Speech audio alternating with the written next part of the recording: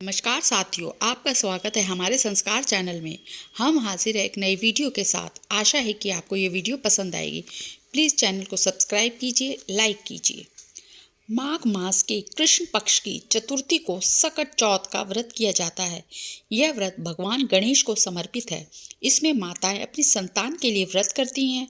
इस साल यह व्रत 17 जनवरी 2025 को रखा जाएगा।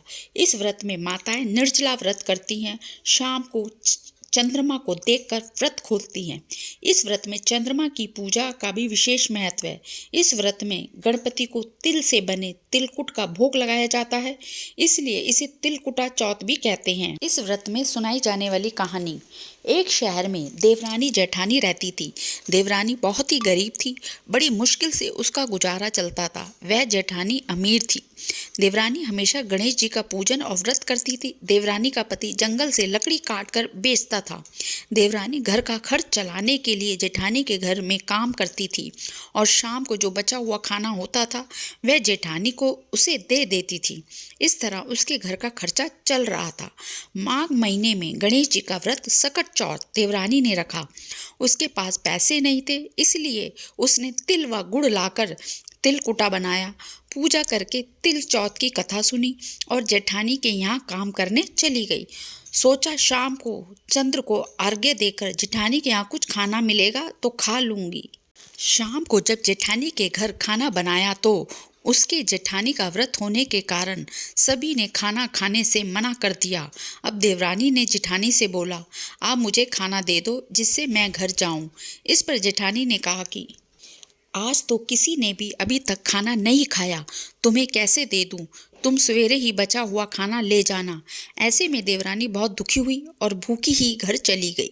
बच्चे भी घर पर भूखे थे। देवरानी का पति, बच्चे सब आस लगाए बैठे थे कि आज तो त्योहार है, इसलिए कुछ पकवान आदि खाने को मिलेगा। लेकिन जब बच्चों को पता चला कि आज तो रोटी भी नहीं मिलेगी तो बच्चे रोने लगे। उसका पति भी बहुत क्रोधित हो गया और कहने लगा कि दिन भर काम करने के बाद भी वह 2 रोटियां नहीं ला सकती। देवरानी बेचारी गणेश जी को याद करती हुई रोते रोते पानी पीकर सो गई। उस दिन सकट माता बुढ़िया का रूप धारण करके देवरानी के सपने में आई। सपने में उन्होंने देवरानी से पूछा कि सो रही हो या जाग रही हो? वह बोली, कुछ सो रहे हैं, कुछ जाग रहे हैं। बुढ़िया माई ने कहा, भूख लगी है, खाने के लिए कुछ दें। इस पर देवरानी ने कहा कि क्या दूं? मेरे घर में तो अन्न का एक दाना भी नहीं है। जेठानी बचा हुआ खाना देती थी, आज वो भी नहीं मिला। पूजा का बचा हुआ तिलकुटा छीके में पड़ा है, वही खा लो। सकट माता ने तिलकुटा खाया और उसके बाद कहने लगी, निमटाई लगी है। इस पर देवरानी ने कहा, बुढ़िया माई बाहर कहाँ जाओगी? कोई जानवर काट लेगा। यह खाली झोपड़ी है, आप कहीं भी जा सकती हो, जहाँ इच्छा हो वहाँ निमट लो। इसके बाद सकट माता बोली कि अब कहाँ पहुँचूँ? इस पर देवरानी ने कहा कि मेरी साड़ी से पहुँच लो। देवरानी जब सुबह उठी तो यह देखकर हैरान रह गई कि पूरे घर हीरे और मोतियों से जगमगा उठा था। इस दिन देवरानी जेठानी के काम करने गई नहीं। जेठानी ने कुछ देर तो राह देखी, फिर बच्चों को देवरानी को बुलाने भेज दिया। जेठानी ने सोचा कल खाना नहीं दिया था, इसलिए शायद देवरानी बुरा मान गई होगी। बच्चे बुलाने गए। देवरानी ने कहा कि बेटा, बहुत दिन तेरी माँ के यहाँ काम कर लिया।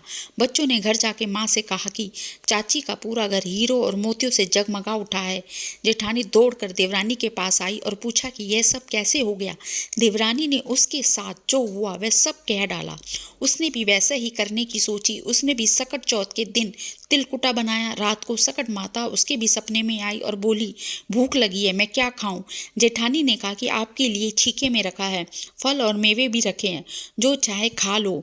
उसके बाद कहने लगी, निपटाई लगी है। जेठानी बोली, मेरे इस महल में कहीं भी निपट लो। फिर उन्होंने बोला कि अब पहुँचूँ कहाँ? जेठानी बोली, कहीं भी पहुँच लो। सुबह जब जेठानी उठी तो पूरे घर में बदबू, गंदगी के अलावा कुछ नहीं था। अगर वीडियो अच्छी लगे तो लाइक कीजिए, सब्सक्राइब कीजिए। धन्यवाद।